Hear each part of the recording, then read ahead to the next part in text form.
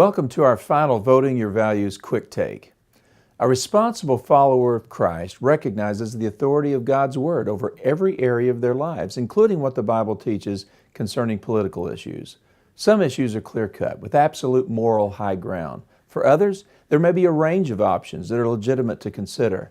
The matter of sanctity of human life is as clear-cut a moral issue as any we will consider in this election. The psalmist David describes how God formed him in his mother's womb. Elizabeth, the mother of John the Baptist, described the reaction of her unborn son upon hearing the voice of Mary, the mother of Jesus. May I point out something obvious? A mass of tissue does not leap for joy. In the Old Testament, a person causing injury to a pregnant woman that resulted in the death of the mother or the unborn child would be subject to death himself. The sixth commandment declares, "You shall not commit murder." Yet this year, 1.3 million unborn babies will be killed. Over 50 million since the Roe v. Wade decision in 1973. Most political issues involve shades of gray. Whether the bottom income tax bracket should be 8% or 10%, or whether the upper tax bracket should be 28% or even 39%. Those are not black and white issues, but abortion is. This year we learned Obamacare will require employers to pay for abortifacient drugs as part of their health insurance coverage. An example of an abortifacient is the morning after pill or the abortion pill RU486. Churches were given an exemption, but not church-related institutions such as universities like SAGU. After significant pushback from church-related colleges, hospitals, and charities, the administration came up with a so-called compromise that is nothing more than a shell game. An institution like SAGU can refuse to provide the coverage on paper, but our insurance provider will be forced to provide those services to any of our employees requesting it for free. And how do you think our insurance company will recoup such expenses? That's right, in the form of increased premiums charged to us. We just won't be informed as to the real reason our rates go up. But this violation of conscience also impacts Christian businesses. That's why Hobby Lobby has since filed a lawsuit.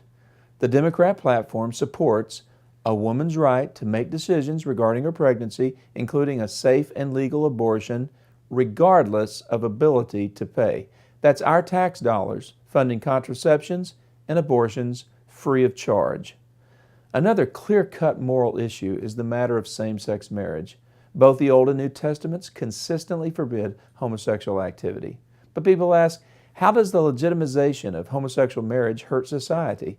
Well, first, the Bible clearly states that marriage is between one man and one woman. Second, any nation that rebels against God will sooner or later face judgment for their sinful actions. Thirdly, same-sex marriage threatens our religious rights by framing homosexual marriage as a civil right. When viewed as a civil right, those who oppose homosexuality will be equated with those who practice racial or gender discrimination. Teaching and preaching that homosexuality is sin will be considered hate speech and punishable by fine or imprisonment. There have already been such cases in Canada.